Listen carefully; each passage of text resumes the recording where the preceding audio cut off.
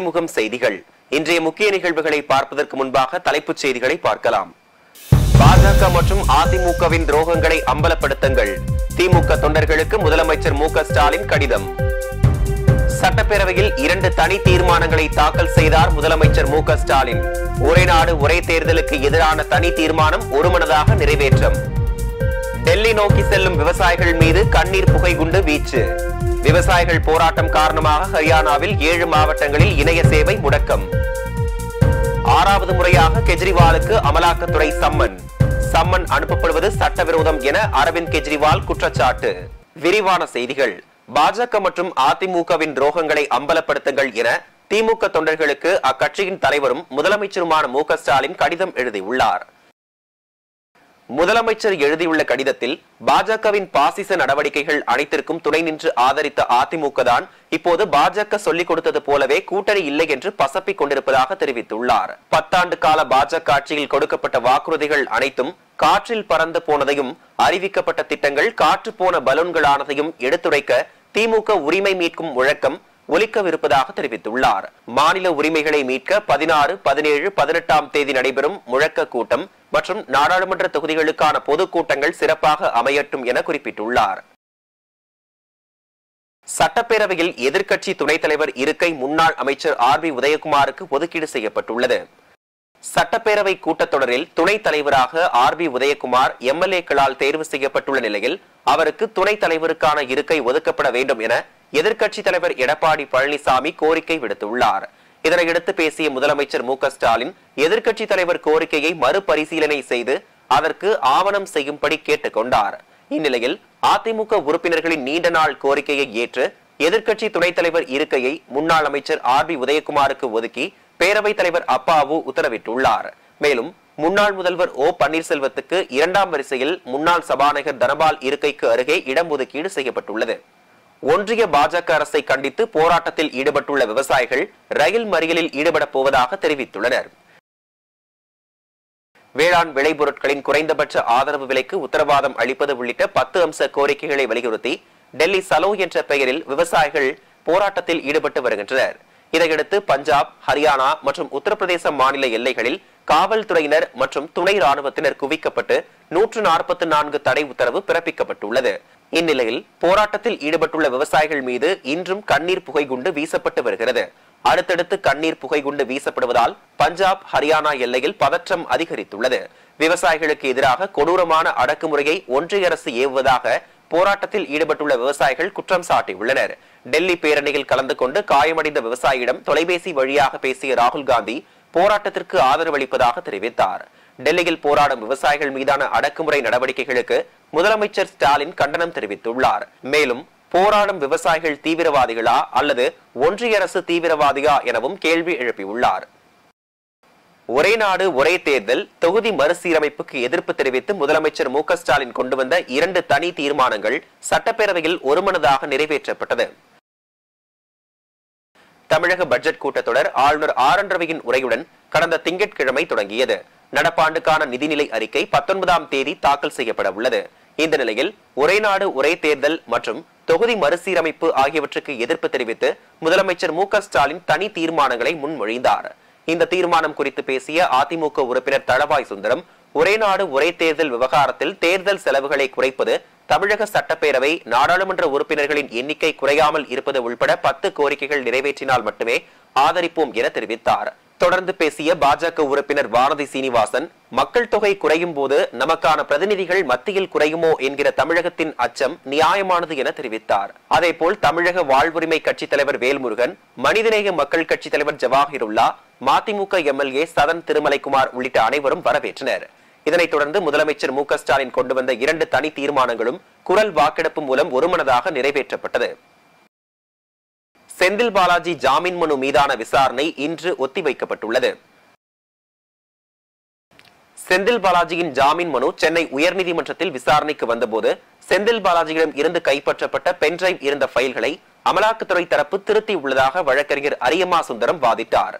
முன்னதாக செந்தில் பாலாஜியின் ஜாமீன் மனுவை தள்ளுபடி செய்ய வேண்டும் என்று அமலாக்கத்துறை தெரிவித்துள்ளது. செந்தில் பாலாஜியின் சகோதரர் அசோக்குமார் தலைமறைவாக உள்ளதாக தெரிவித்துள்ள அமலாக்கத்துறை, நீண்ட காலமாக சிறையில் உள்ளதாக கூறும் செந்தில் பாலாஜி தான் விசாரணையை தொடங்க விடாமல் தாமதப்படுத்துவதாக தெரிவித்தனர். இந்நிலையில் செந்தில் பாலாஜி தரப்பு வாதங்கள் நிறைவடைந்த நிலையில் அமலாக்கத்துறை தரப்பு வாதங்களுக்காக விசாரணை ஒத்திவைக்கப்பட்டது. முதலமைச்சர் மு க ஸ்டாலினை சந்தித்து பேசிய நிலையில் ஜாக்டோ ஜியோ அமைப்பினரின் போராட்டம் வாபஸ் பெறப்பட்டுள்ளது. பழைய ஓய்வூதிய திட்டத்தை நடைமுறைப்படுத்த வேண்டும், ஒன்றிய அரசு ஊழியர்களுக்கு இணையான ஊதியம் வழங்க வேண்டும் உள்ளிட்ட 10 அம்ச கோரிக்கைகளை வலியுறுத்தி ஜாக்டோ ஜியோ ஊழியர்கள் காலவரையற்ற போராட்டத்தில் ஈடுபட போவதாக அறிவித்திருந்தனர். இதனையடுத்து அமைச்சர்கள் ஏவ வேலு, தங்கம் தென்னரசு, அன்பில் மகேஷ் ஆகியோர் கொண்ட குழுவினர் பேச்சுவார்த்தையில் ஈடுபட்டனர். ஆலோசனையின் முடிவில் அமைச்சரின் கோரிக்கையை ஏற்க மறுத்து ஜாக்டோ ஜியோ அமைப்பினர் வேலைநிறுத்த போராட்டத்தில் ஈடுபட போவதாக அறிவித்திருந்தனர். இந்நிலையில் முதலமைச்சர் மு க ஸ்டாலினை ஜாக்டோ ஜியோ ஒருங்கிணைப்பாளர் அன்பரசன் தலைமையில் சந்தித்து பழைய ஓய்வூதிய திட்டம் உள்ளிட்ட பல்வேறு அம்ச கோரிக்கை மனு வழங்கினர். அவர்களது கோரிக்கை குறித்து உரிய நடவடிக்கை எடுக்கப்படும் என முதலமைச்சர் மு க ஸ்டாலின் உறுதியளித்ததை தொடர்ந்து ஜாக்டோ ஜியோ போராட்டம் வாபஸ் பெறப்படுவதாக அறிவிக்கப்பட்டுள்ளது.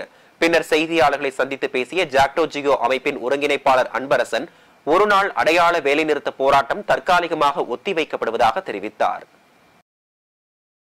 மாண்புமிகு முதல்வர் எங்களை நம்பி அப்படி சொன்னதை நிச்சயமாக ஒரு முதல்வர் பேச்சுவார்த்தை நடத்தி எங்களுடைய கோரிக்கையில் நிச்சயம் நிறைவேற்றப்படும் என்ற அந்த நம்பிக்கை நீர்த்து போகவில்லை. நிச்சயமாக நம்புகிறோம், நிச்சயமாக நீங்கள் வழங்குகின்ற நம்பிக்கையின் அடிப்படையில் கடந்த முறை 3 அமைச்சர்கள் பேச்சுவார்த்தை நடத்திய போது எங்களுடைய அகவிலைப்படி நிலுவையோடு வாங்கிய மாண்புமிகு தமிழக முதல்வர் 19ஆம் தேதி இந்த பட்ஜெட் கூட்டத்தோடு முடிகிறதுக்கு முன்னதாக அறிவிப்புகள் ஏதேனும் அறிவிக்க வேண்டும் என்ற வேண்டுகோளோடு முதல்வருடைய வேண்டுகோளின் அடிப்படையில் இந்த போராட்டத்தை நாளை நடக்கக்கூடிய ஒரு அடையாள வேலைநிறுத்தத்தை நல்லெண்ணத்தின் அடிப்படையில் தற்காலிகமாக ஒத்திவைத்து மீண்டும் முதல்வரோடு பேச்சுவார்த்தை நடத்தி உரிமைகளை மீட்க முடியும் என்ற நம்பிக்கையோடு நாளைய போராட்டம் ஒத்திவைப்பதென முடிவெடுத்தது. மதுபான கொள்கை முறைகேடு வழக்கில் டெல்லி முதல்வர் அரவிந்த் கெஜ்ரிவாலுக்கு 6வது முறையாக அமலாக்கத்துறை சம்மன் அனுப்பியுள்ளது.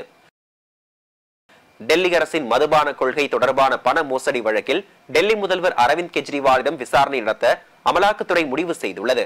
விசாரணைக்கு ஆஜராகும்படி அமலாக்கத்துறை கேட்டுக் கொண்டது. ஆனால் இதுவரை 5 முறை சம்மன் அனுப்பியும் கெஜ்ரிவால் ஆஜராகவில்லை. இந்நிலையில் தற்போது 6வது முறையாக அமலாக்கத்துறை கெஜ்ரிவாலுக்கு சம்மன் அனுப்பியுள்ளது. வரும் 19ஆம் தேதி ஆஜராகி விளக்கம் அளிக்கும்படி அமலாக்கத்துறை தெரிவித்துள்ளது. பில்கிஸ் பானு வழக்கில் குஜராத் அரசு மீதான விமர்சனங்களை நீக்க வேண்டும் என குஜராத் அரசு உச்சநீதிமன்றத்தில் மனு தாக்கல் செய்யப்பட்டுள்ளது. பில்கிஸ் பானு வழக்கில் குஜராத்தில் அமல்படுத்தப்பட்ட சிறை கைதிகள் தண்டனை குறிப்பு கொள்கை அடிப்படையில் அனைவரையும் குஜராத் அரசு விடுதலை செய்தது. விடுதலைக்கு எதிராக பில்கிஸ் பானு உள்ளிட்டோர் தாக்கல் செய்த மனுக்களை விசாரித்த உச்சநீதிமன்றம் 11 பேரின் விடுதலையை ரத்து செய்ததுடன் அவர்களை சிறையில் சரணடைய கடந்த ஜனவரி 8ஆம் தேதி உத்தரவிட்டது. இந்நிலையில் அந்த தீர்ப்பை மறு ஆய்வு செய்ய கோரி உச்சநீதிமன்றத்தில் குஜராத் அரசு மனு தாக்கல் செய்துள்ளது. மேலும் குஜராத் அரசுக்கு பாதகமான சூழ்நிலை ஏற்படுத்தும் வகையில் கூறிய கருத்துக்களை நீக்க செய்ய கோரியும் மறு ஆய்வு மனு தாக்கல் செய்யப்பட்டுள்ளது. தமிழ்நாடு முழுவதும் இன்று நடைபெறவுள்ள கல்வி கடன் முகாம்களை பயன்படுத்திக் கொள்ள மாணவர்களுக்கு தமிழ்நாடு அரசு அழைப்பு விடுத்துள்ளது. கல்வி கடன் வேண்டி விண்ணப்பித்து நிலுவையில் உள்ளவர்கள் மட்டுமல்லாமல் புதியதாக கல்வி கடன் தேவைப்படுபவர்களும் கலந்து கொள்ளலாம் என தெரிவிக்கப்பட்டுள்ளது. கல்வி கடன் பெற விரும்பும் மாணவ மாணவிகள் மதிப்பெண் சான்றிதழ் நகல், ரேஷன் அட்டை, ஆதார் அட்டை, பான் அட்டை, சாதி சான்று மற்றும் வருமான சான்று ஆகிய ஆவணங்களை கல்வி கடன் பெற விண்ணப்பிக்க ஏதுவாக கொண்டு வர வேண்டும் என அறிவுறுத்தப்பட்டுள்ளது. நாடாளுமன்ற தேர்தல் நிலைப்பாடு குறித்து விரைவில் அறிவிக்கப்படும் என பாமக தலைவர் அன்புமணி ராமதாஸ் தெரிவித்துள்ளார். சென்னையில் பாமக நிழல் நிதிநிலை அறிக்கையை வெளியிட்ட பின் செய்தியாளர்களை சந்தித்த அன்புமணி ராமதாஸ், ஒரே நாடு ஒரே தேர்தல் முழுமையாக செயல்படுத்துவதில் சிரமம் உள்ளதாக தெரிவித்தார். நாடாளுமன்றத்தில் குடியுரிமை சட்ட திருத்தத்திற்கு ஆதரவாக பாமக வாக்களித்திருந்தாலும் மக்கள் நலனிற்காக இச்சட்ட திருத்தம் செயல்படுத்தக்கூடாது என தனது நிலைப்பாட்டை மாற்றியுள்ளதாக தெரிவித்தார். தேர்தல் என்ற ஒரு கான்செப்ட் நல்ல கான்செப்ட், ஆனால் அதற்கு பல சேலஞ்சஸ் இருக்கு. இப்போ சுதந்திரம் அடைந்து 4 முறை ஒரே நேரத்தில் மத்திய மாநில தேர்தல் நடந்தது. 67 வரைக்கும் நடந்தது. அதில் அதன் பிறகு தான் அப்புறம் இந்திரா காந்தி அம்மையார் கலைச்சதுனால அதை மாற்றி மாற்றி வந்துட்டு இருந்தது. அதில் அப்புறம் போக இன்னும் மோசமாகிடுச்சு. இதில் என்னென்ன எங்களுடைய கேள்விகள், நாங்கள் பல கேள்விகள் கேட்டிருக்கிறோம். அந்த கமிட்டிக்கிட்ட நாங்கள் லெட்டர் அனுப்பிச்சிருக்கிறோம், கேள்விகள் கேட்டிருக்கிறோம்.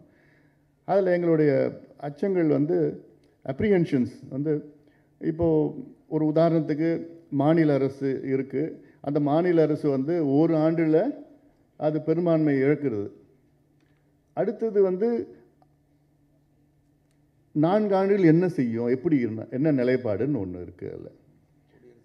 அதில் வந்து குடியரசுத் தலைவர் ஆட்சி வந்து அதிகபட்சம் 3 ஆண்டுகள் தான் இருக்க முடியும். அது ஒவ்வொரு 6 மாதத்திற்கும் எக்ஸ்டெண்ட் பண்ணிகிட்டே இருக்கணும், பார்லிமெண்ட்டில் அனுமதி கொடுக்கணும். அதிகபட்சம் 3 ஆண்டுகள் தான் கான்ஸ்டியூஷனில் இருக்குது. அப்போ இன்னும் ஓராண்டு என்ன நடக்கும் அப்படி ஒரு சூழல் இருந்ததுன்னா? இல்லை நீங்கள் அடுத்தது தேர்தல் வைப்பீங்களா? தேர்தல் வச்சு தேர்தல் 5 ஆண்டுகளுக்கு தேர்தலா, இல்லை 4 ஆண்டுகளுக்கு தேர்தலா, இல்லை 4ஆவது ஆண்டில் அரசு கவருது, இன்னும் ஓராண்டில் நீங்கள் தேர்தல் வச்ச ஓராண்டுக்கு வச்சுப்பீங்களா? இதெல்லாம் நிறைய கேள்விகள் இருக்குது. அதில் பல்வேறு மாவட்டங்களில் நடைபெற்ற நிகழ்வுகளை களத்தில் மதிமுகம் பகுதியில் பார்க்கலாம்.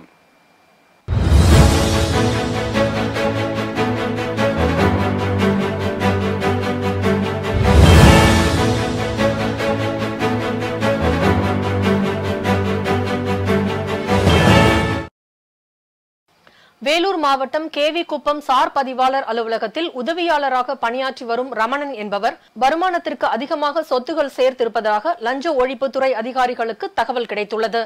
அதன் பேரில் விசாரணை மேற்கொண்டதில் 47,49,074 ரூபாய் வரை வருமானத்திற்கு அதிகமாக சொத்து சேர்த்து வைத்துள்ள குற்றத்திற்காக லஞ்ச ஒழிப்பு காவல்துறையினர் ரமணன் மற்றும் அவரது மனைவி மீது வழக்கு பதிவு செய்தனர்.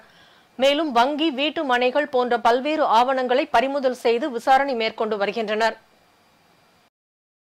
மலைப்பாதையில் ஆபத்தான முறையில் மாணவர்கள் பயணம் செய்ய காரணமாக இருந்த ஆசிரியர்கள் மீது நடவடிக்கை எடுக்க கோரி பெற்றோர் கோரிக்கை விடுத்துள்ளனர். திருப்பத்தூர் மாவட்டம் ஜவ்வாது மலை புதுநாடு பகுதியில் இருந்து கீழூருக்கு 17 கிலோமீட்டர் தூரத்திற்கு பள்ளி மாணவ மாணவிகள் பயணித்து பள்ளிக்கு சென்று வருகின்றனர். இந்நிலையில் 12ஆம் வகுப்பு மாணவர்கள் 25 பேர் செய்முறை தேர்வு எழுதிவிட்டு திரும்பி வரும்பொழுது வேனில் மிகவும் ஆபத்தான முறையில் மலைப்பாதை வழியாக பயணம் செய்துள்ளனர். இதனை கண்ட பெற்றோர் மாணவர்களின் இந்த ஆபத்தான பயணத்திற்கு உறுதுணையாக இருக்கும் ஆசிரியர்கள் மற்றும் ஓட்டுநர் மீது நடவடிக்கை எடுக்க வேண்டும் என கோரிக்கை விடுத்துள்ளனர். மன்னார்குடியில் ஹரித்ரா நதி என்று அழைக்கப்படும் தெப்பக்குளத்தில் படகு இல்லம் அமைப்பதற்கான அடிக்கல் நாட்டு விழா பணிகளை மாவட்ட ஆட்சியர் சாரு ஸ்ரீ துவங்கி வைத்தார். சுற்றுலா பயணிகளை கவரும் வகையில் தெப்பக்குளத்தில் படகு வசதி ஏற்படுத்தி தர வேண்டும் என தொழில்துறை அமைச்சர் TRP ராஜா தொடர்ந்து வலியுறுத்தி வந்த நிலையில் மன்னார்குடி தெப்பக்குளத்தில் ரூபாய் 50 லட்சம் மதிப்பீட்டில் சுற்றுலாத்துறை சார்பில் படகு இல்லம் அமைத்து தரப்படும் என சட்டமன்றத்தில் சுற்றுலாத்துறை அமைச்சர் ராமச்சந்திரன் அறிவித்திருந்தார். இந்நிலையில் இப்பணிகளுக்காக நடைபெற்ற பூமி பூஜை மற்றும் அடிக்கல் நாட்டு விழாவில் மாவட்ட ஆட்சியர் சாரு ஸ்ரீ கலந்து கொண்டு துவக்கி வைத்தார். திண்டுக்கல் மாவட்டம் பழனியில் மத்திய அதிவிரைவு படையினர் முக்கிய இடங்களில் ஆய்வு மேற்கொண்டனர். கலவர தடுப்பு பணி, கூட்ட நெரிசலை கட்டுப்படுத்துதல் உள்ளிட்ட பணிகளை மேற்கொள்ளக்கூடிய இந்த படையினர் பொதுமக்கள் இயல்பான வாழ்க்கையை வாழ்வதற்கு பாதுகாப்பாக இருப்பதை உறுதி செய்யும் வகையில் பழனி நகரின் முக்கிய இடங்களை பார்வையிட்டு ஆய்வு செய்தனர். பழனி ரயில் நிலைய சாலை, காந்தி மார்க்கெட், மலையடிவாரம் உள்ளிட்ட இடங்களில் மத்திய அதிவிரைவு படையினர் துப்பாக்கி ஏந்தியவாறு பார்வையிட்டனர்.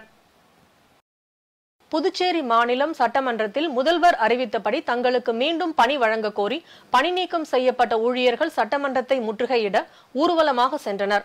அப்போது அவர்களை காவல்துறையினர் தடுத்து நிறுத்தியதில் சாலையில் அமர்ந்து மறியல் போராட்டத்தில் ஈடுபட்டனர். அவர்கள் அறிவித்து 11 மாத காலம் ஆகிறது. அதை வலியுறுத்தி உடனடியாக எங்களுக்கு இந்த மீண்டும் வேலையினை வழங்க நடவடிக்கை எடுக்க வேண்டும் என்று இன்று நாங்கள் போராட்டத்தை நடத்தி கொண்டிருக்கிறோம். இந்த அரசாங்கமானது 8 வருஷத்துக்கு முன்னாடி எங்களை பணியிலேருந்து எடுத்தாங்க, தேர்தல் துறை காரணம் காட்டி. அதுலேருந்து நாங்கள் தொடர்கட்ட போராட்டம் பண்ணிட்டு இருக்கோம். அதன் தொடர்ச்சியாக தான் கடந்த பட்ஜெட் கூட்டத்தொடரில் முதலமைச்சர் அவர்கள் அந்த அறிவிப்பு ஆணையை வெளியிட்டாங்க.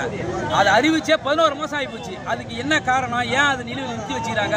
இன்னும் சில நாளில் வந்து நாடாளுமன்ற தேர்தல் வரப்போகிற சூழ்நிலை இருக்குது.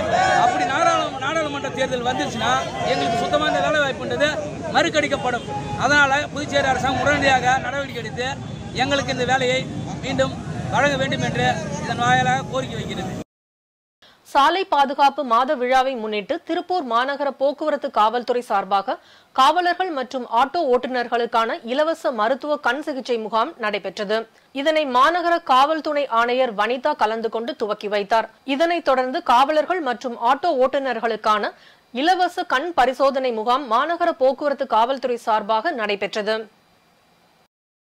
வேலூர் ஆற்காட்டில் மிகவும் பழமை வாய்ந்த ஆலமரத்தை இடமாற்றம் செய்து வைக்க கோரி அப்பகுதி மக்கள் போராட்டத்தில் ஈடுபட்டனர். ராணிப்பேட்டை மாவட்டம் ஆற்காடு சாலையோரம் 100 ஆண்டுகளுக்கு மேல் பழமை வாய்ந்த ஆலமரத்தை அப்பகுதி மக்கள் வழிபாட்டிற்காக பல ஆண்டுகளாக பயன்படுத்தி வருகின்றனர். இந்நிலையில் சாலையை விரிவாக்கம் செய்யும் பணிகள் நடைபெற்று வருவதால் சாலையோரமாக இருக்கக்கூடிய ஆலமரத்தை அகற்றுவதற்காக நெடுஞ்சாலைத்துறையினர் வருகை தந்தபோது அப்பகுதி மக்கள் ஆலமரத்தை வேறு இடத்திற்கு இடமாற்றம் செய்து வைக்கும்படி போராட்டத்தில் ஈடுபட்டனர். திருப்பத்தூர் மாவட்டம் ஜோலார்பேட்டை அரசு மேல்நிலைப் பள்ளி வளாகத்தில் மாவட்ட நிர்வாகம், மாவட்ட வேலைவாய்ப்பு மற்றும் தொழில் நெறி வழிகாட்டு மையம் மற்றும் தமிழ்நாடு ஊரக நகர்ப்புற வாழ்வாதார இயக்கம் இணைந்து நடத்தும் மாபெரும் தனியார் துறை வேலைவாய்ப்பு முகாமை மாவட்ட ஆட்சியர் தர்பகராஜ் துவக்கி வைத்தார். தேர்வு செய்யப்பட்ட 260 பயனாளிகளுக்கு பணி நியமன ஆணையை மாவட்ட ஆட்சியர் வழங்கினார். குடியாத்தம் கொண்டசமுத்திரம் கிராமத்தில் சிறப்பு மனுநீதி நாள் முகாமில் 95 லட்சம் மதிப்பிலான நலத்திட்டங்களை மாவட்ட ஆட்சியர் சுப்புலட்சுமி வழங்கினார். வேலூர் மாவட்டம் குடியாத்தம் கொண்டசமுத்திரம் கிராமத்தில் சிறப்பு மனுநீதி நாள் முகாமானது மாவட்ட ஆட்சியர் சுப்புலட்சுமி தலைமையில் நடைபெற்றது. அதில் 133 பயனாளிகளுக்கு 95 லட்சம் ரூபாய் மதிப்பிலான பல்வேறு நலத்திட்ட உதவிகளை மாவட்ட ஆட்சியர் வழங்கினார். இதில் திரளான பொதுமக்கள் கலந்து கொண்டு பயன்பெற்றனர். திருப்பத்தூரில் 2 சக்கர வாகனம் நேருக்கு நேர் மோதிய விபத்தில் 5 பேர் படுகாயமடைந்தனர். திருப்பத்தூர் மாவட்டம் விசமங்கலம் தனியார் பள்ளியில் ஆசிரியராக பணியாற்றி வந்த புவனா என்பவர் தனது பிள்ளைகளோடு 2 சக்கர வாகனத்தில் பள்ளிக்கு சென்று கொண்டிருந்தார். அப்போது எதிர் திசையில் வந்த 2 சக்கர வாகனம் மீது மோதி விபத்துக்குள்ளானது.